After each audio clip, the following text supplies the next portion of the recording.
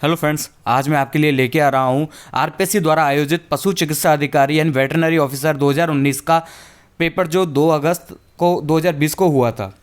और यहाँ इस पेपर में 50 प्रश्न राजस्थान जीके से आए थे और यह वीडियो मैं 2 पार्ट में लेके आ रहा हूँ।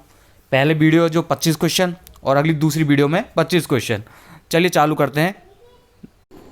प्रश्न पूछा गया था, निम्नलिखित में से किस संप्रदाय के अनुयायी में भी हैं?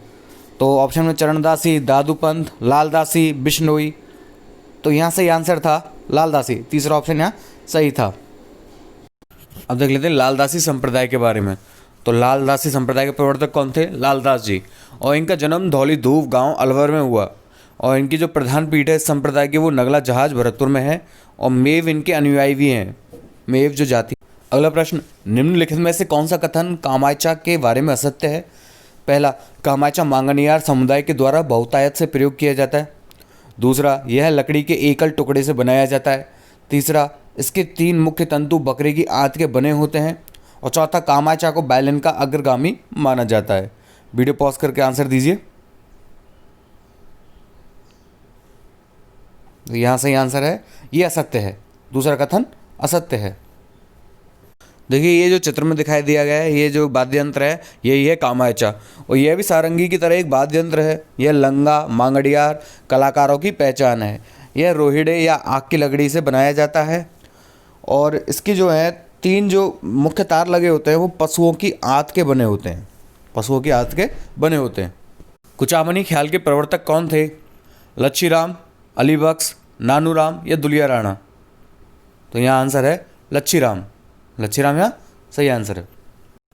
चलो कुचामनी ख्याल की व्याख्या देख लेते हैं। लोक जीवन के विख्यात लोक नाट्यकार लच्छीराम द्वारा कुचामनी ख्याल का प्रवर्तन किया गया था। और इसमें जो लोकगीत हैं उसकी प्रधानता होती है। और इसका रूप गीत नाट्य या ओपेरा जैसा होता है। और इसमें पुरुष ही जो है वो स्त्री चरित्र का अभिनय करते हैं। निम्नलिखित में से कौन सा नृत्य जनजातीय नृत्य नहीं है? बालर, गवरी, मांदल या घूमर? तो घूमर जो है वो जनजातीय नृत्य नहीं है। जबकि वालर है, वालर गरासिया जनजाति द्वारा किया जाता है। गवरी भील जनजाति द्वारा, मांदल ये भी गरासिया जनजाति द्वारा किया जाता है। निम्नलिखित में से किस शासक ने ब्लू पॉटरी का संरक्षण किया? जयपुर के सवाई राम सिंह, जयपुर के सवाई जय सिंह, जोधपुर के महाराजा उम्मेद सिंह या फिर जोधपुर के महाराजा हनवंत सिंह? आंसर है यहाँ पर जयपुर के सवाई राम सिंह। देखिए ब्लू पॉटरी में जो सबसे ज़्यादा रंग है वो हरे और नीले रंग का प्रयोग किया जाता है। और इस कला का सर्वाधिक विकास जो है वो सवाई राम सिंह के काल में हुआ। और इसके जो प्रमुख जादूगर हैं वो कृपाल सिंह शेखावत हैं।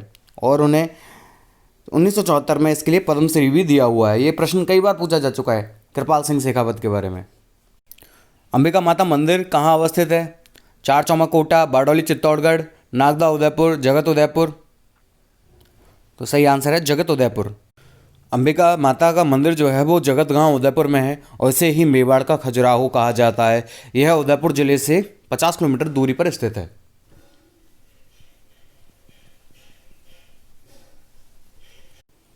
अगला प्रश्न, पुष्कर पशु मेला कब आयोजित किया जाता है? चैत्र के माह में, कार्तिक के माह में, आषाढ़ के माह में या भाद्रपद के माह में? तो ये कार्तिक के माह में आयोजित किया जाता है। अब थोड़ी सी व्याख्या देख लेते हैं पुष्कर मेला की। अजमेर से 11 किलोमीटर दूर हिंदुओं का प्रसिद्ध तीर्थ स्थल पुष्कर है। और यहाँ पर कार्तिक पूर्णिमा को मेला लगता है। और बात करते हैं कंदोरा की। तो कंदोरा जो है वो कमर में पहना जाता है। और राजस्थान में नारियों के जो आभूषण हैं उनमें सिर पर जो लगाए जाते हैं वो मुख्यतः हैं बोर, रखड़ी, मेमंद, टीडी भलको।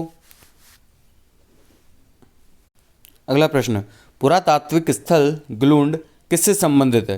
ताम्रपाषाणिक संस्कृति से, मध्य पाषाणिक संस्कृति से, नवपाषाणिक संस्कृति से या फिर पुरापाषाणिक संस्कृति से? आंसर दीजिए। तो यहाँ सही आंसर है नवपाषाणिक संस्कृति से।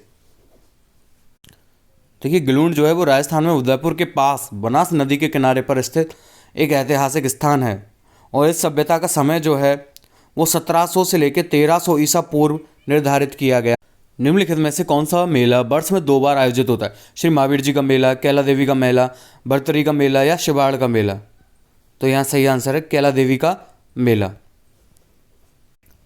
कैला देवी का जो मंदिर है जहाँ पर मेला लगता है, यह करौली से 20 किलोमीटर दूर त्रिकूट पर्वत की घाटी में है स्थित है। और वहाँ पर प्रत्येक वर्ष जो है वो चैत्र मास की शुक्ल अष्टमी को यहाँ मेला लगता है। प्रश्न, गरासिया जनजाति प्रधानतः पाई जाती है बारां जिले में, सिरोही जिले में, जोधपुर जिले में या अलवर जिले में? यहाँ सही आंसर है सिरोही जिले में गरासिया जनजाति पाई जाती है। गढ़वीठली इस नाम से भी जाना जाता है किसे? तारागढ़ दुर्ग को, मैगजीन दुर्ग को, मेहरानगढ़ को या शेरगढ़ को? तो यहाँ सही आंसर है तारागढ़ दुर्ग को। देखिए, तारागढ़ को राजस्थान का जिब्राल्टर या राजस्थान की कुंजी भी कहा जाता है और यह दुर्ग है तारागढ़ की पहाड़ी पर 700 फीट की ऊंचाई पर स्थित है। इस किले का निर्माण 11वीं सदी में सम्राट अजयपाल चौहान ने विदेशों या तुर्कों के आक्रमण से सुरक्षा हेतु करवाया था। मेवाड़ के कुंवर पृथ्वीराज ने अपनी पत्नी तारा के कहने पर इसे पुनः विकसित किया और जिसके कारण इसका नाम तारागढ़ के नाम से प्रसिद्ध हुआ। अगला प्रश्न, निम्नलिखित में से कौन सा महल रणथंभौर में अवस्थित है? बादल महल, फतेह महल, जोगी महल, चंद्र महल? तो यहाँ सही आंसर है जोगी महल। देखिए, ये खूबसूरत सा चित्र है जोगी महल का, जो कि रणथंभौर दुर्ग के अंदर स्थित है। और जो रणथंभौर दुर्ग है, इसमें 1301 ईस्वी में अलाउद्दीन खिलजी से युद्ध करते हुए राणा हमीर देव चौहान शरणागत धर्म के लिए बलिदान दे दिया उन्होंने। और यह है इस दुर्ग का जो एक उपनाम भी है, इस दुर्ग को दुर्गाधिराज भी कहते हैं। अगला प्रश्न, प्राचीन ऐतिहासिक स्थल नगर कहाँ अवस्थित है? चित्तौड़गढ़ में, उदयपुर में, टोंक में या जयपुर में? तो यहाँ सही आंसर है टोंक में। राजस्थान में पोमचा एक प्रकार की ओढ़नी पहनी जाती है और ये किस अवसर पर पहनी जाती है? महावन्य के उत्सव पर, विवाह के अवसर पर, एक अविवाहित कन्या द्वारा या फिर एक विधवा द्वारा? अपना आंसर दीजिए। तो ये सही आंसर है महावन्य के अवसर पर। पोमचे का रंग जो होता है वो पीला होता है। पोमचा राजस्थान में जयपुर जिले का प्रसिद्ध माना जाता है और जच्चा स्त्रियों के द्वारा ओढ़े जाने वाली ओढ़नी को ही हम क्या पोमचा ही कहते हैं।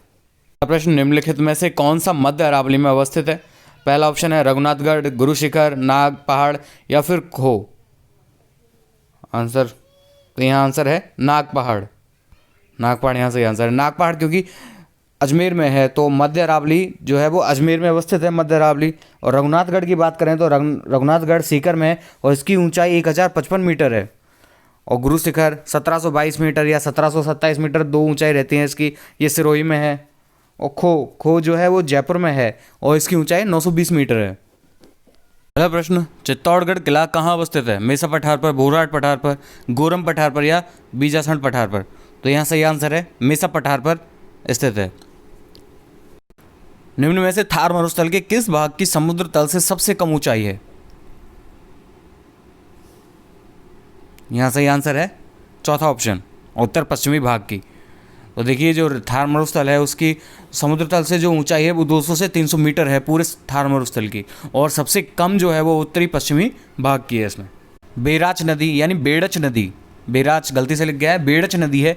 बेड़च नदी का उद्गम स्थल कहाँ है? तो यहाँ सही आंसर है गोगुंदा की पहाड़ी से, गोगुंदा की पहाड़ी से है।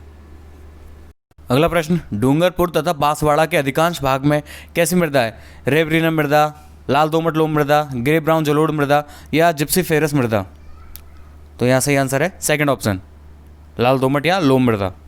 अगला प्रश्न, राजस्थान में वर्षा की परिवर्तितता सबसे कम कहाँ पर है? दक्षिणी पूर्वी भाग में। प्रश्न, भारत वन स्थिति रिपोर्ट 2017 के अनुसार राजस्थान के निम्न में से किस जिले में उसके भौगोलिक क्षेत्र का सबसे न्यून बनावरण रहा है परसेंट में? ऑप्शन में नागौर तथा गंगानगर, टोंक तथा झुंझुनू, राजसमंद तथा टोंक, चूरू तथा जोधपुर। देखिए, ये जो वन स्थिति रिपोर्ट 2017 का अनुसार पूछा गया है, हालांकि नई जो वन स्थिति रिपोर्ट 2019 है वो भी जारी कर दी गई है, लेकिन फिर भी एग्ज़ाम में इन दोनों में तुलना पूछी जा सकती है आगामी एग्जाम्स में।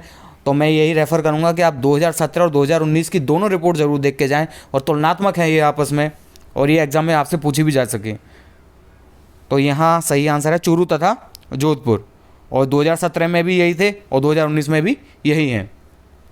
अगला प्रश्न, 2001 और 2011 के बीच निम्न में से किन जिलों की दशकीय जनसंख्या वृद्धि दर सबसे कम रही है? तो यहाँ सही आंसर है थर्ड ऑप्शन, पाली, झुंझुनू और गंगानगर। अगला प्रश्न, निम्न कथनों पर विचार कीजिए और नीचे दिए गए कूट से सही उत्तर का चयन कीजिए। ए ऑप्शन है राजस्थान में प्रति व्यक्ति दुग्ध उपलब्धता राष्ट्रीय औसत से अधिक है। दूसरा ऑप्शन है राजस्थान में ऑपरेशन फ्लड फर्स्ट का आरंभ जो है 1970 में हुआ। और थर्ड ऑप्शन है राजस्थान में डेयरी विकास के लिए राजस्थान सहकारी डेयरी फेडरेशन शीर्ष निकाय है। तो यहाँ आपको 3-4 कूट दिए हुए हैं, आपको बताना है इनमें से कौन सा कूट सही है। तो यहाँ ये तीसरा ऑप्शन सही है, सभी कथन सही हैं। देखिए राजस्थान में जो प्रति व्यक्ति दुग्ध उपलब्धता है वो राष्ट्रीय औसत से अधिक है, क्योंकि जो राष्ट्रीय लेवल पर जो दुग्ध उपलब्धता है यानी पर कैपिटा मिल्क जो है वो 394 है, और जबकि जो राजस्थान में है वो 870 है, 870 है प्रति व्यक्ति दुग्ध उपलब्धता। और बात करी जाए राजस्थान सहकारी डेयरी फेडरेशन, ये शीर्ष निकाय है राजस्थान में डेयरी विकास के लिए, और ये सर्वोच्च संस्था जयपुर में स्थित है और इसकी स्थापना वर्ष 1975 में की गई थी। और राजस्थान में ऑपरेशन फ्लड का आरंभ फर्स्ट का आरंभ 1970 में हुआ, ये भी बिल्कुल सही है। तो यह तीनों कथन सही हैं। दोस्तों वीडियो पसंद आ रही हो और पढ़ाने का तरीका अच्छा लग रहा हो तो प्लीज़ लाइक, कमेंट और शेयर करना ना भूलें, और सब्सक्राइब करना भी ना भूलें। और मैं इसका अगला पार्ट जो सेकंड पार्ट है जिसमें अगले 25 क्वेश्चन बचे हुए हैं उनको जल्द ही लेके आ रहा हूँ।